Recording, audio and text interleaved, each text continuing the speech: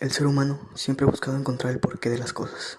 Una de estas cosas es el movimiento de todos los objetos que nos rodean, empezando así el estudio de la física y sus diferentes ramas. En este video hablaremos sobre la estática, la dinámica y la cinemática y algunos de los temas que abarcan su comprensión. Empecemos definiendo lo que es. La estática es la rama de la física que analiza los cuerpos en reposo y estudia el equilibrio de las fuerzas de los sistemas.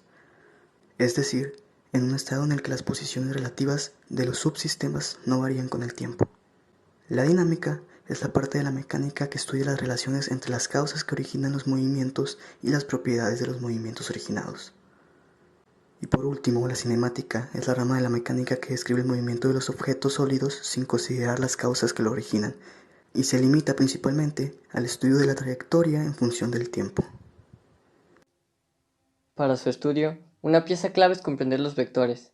Se llama vector a un segmento de recta en el espacio que parte de un punto hacia otro, es decir, que tiene dirección y sentido. Los vectores en física tienen por función expresar las llamadas magnitudes vectoriales. Los vectores se representan gráficamente con una flecha, y asimismo, cuando deben ser expresados en una fórmula, se representan con una letra coronada por una flecha. Las magnitudes vectoriales son aquellas magnitudes que, además de representarse con un número y una unidad, requieren también ser expresadas en el espacio con una dirección y un sentido. Esto las distingue de las magnitudes escalares, las cuales solo requieren un número y una unidad. Algunos ejemplos de cantidades vectoriales son la velocidad, el desplazamiento, la aceleración, la fuerza, el peso, el campo magnético, el torque y el momento. Los componentes de los vectores que definen sus características son los siguientes. El módulo o magnitud se refiere a la longitud o amplitud del vector o segmento de recta. La dirección se refiere a la inclinación que posee el vector con respecto a un eje horizontal imaginario, con el cual forma un ángulo. El sentido se refiere a la orientación del vector, indicado por la cabeza de la flecha del vector. Los vectores también están en nuestro día a día abstractamente.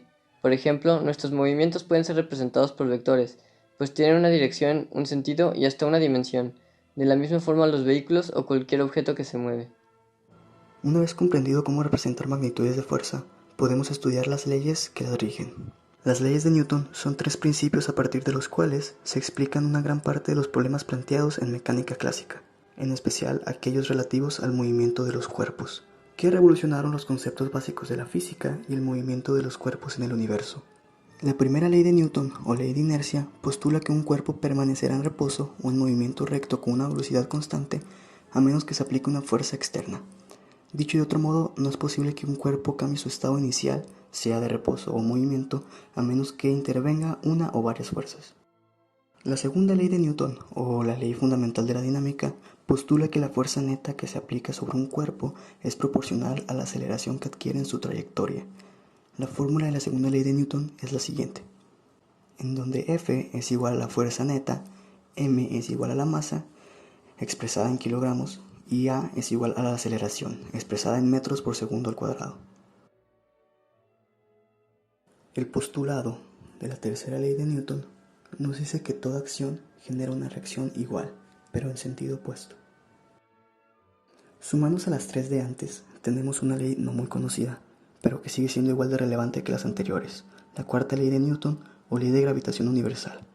El postulado de esta ley de la física establece que la fuerza de atracción de dos cuerpos es proporcional al producto de sus masas. La intensidad de la atracción será más fuerte mientras más cercanos y masivos sean los cuerpos. La fórmula de la cuarta ley de Newton nos dice que la fuerza ejercida entre dos cuerpos con masa es igual a la constante de gravitación universal, que es G, por las masas representadas como m1 y m2 sobre la distancia que las separa elevada al cuadrado.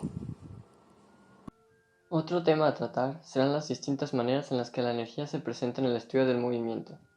La energía cinética es la energía que posee un cuerpo a causa de su movimiento.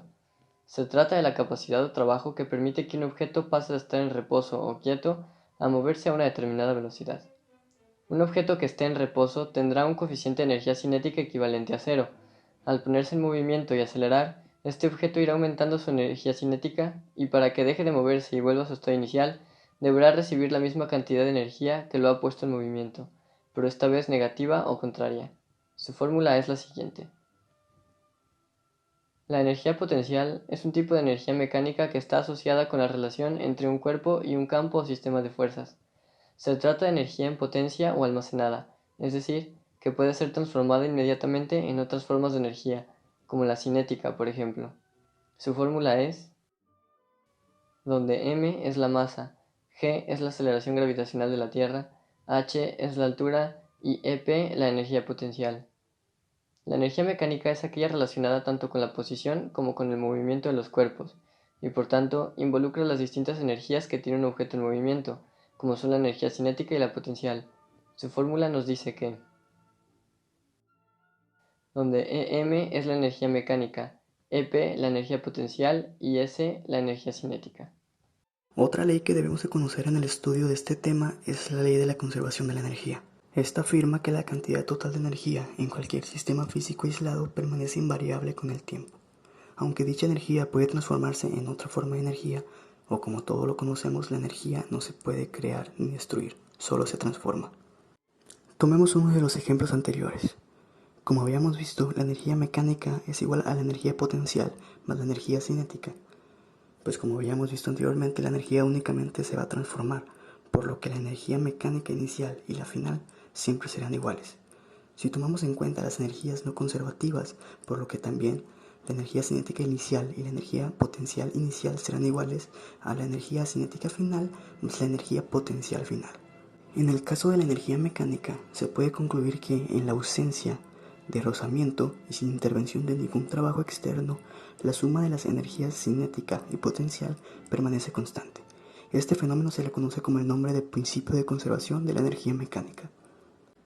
Por último, uno de los temas que te serán de ayuda en el estudio de esta asignatura es colisiones.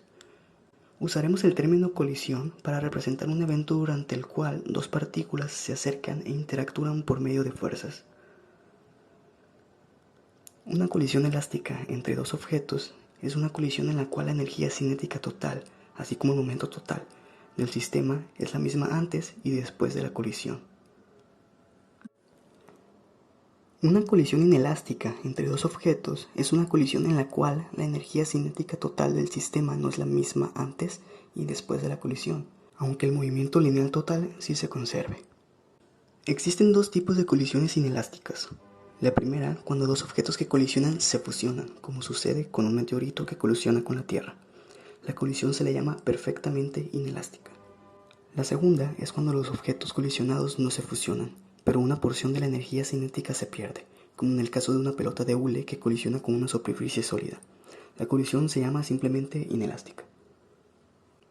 Y bueno, con todos esos conceptos y leyes, créeme que estás preparado para comprender la estática, la dinámica y la cinemática.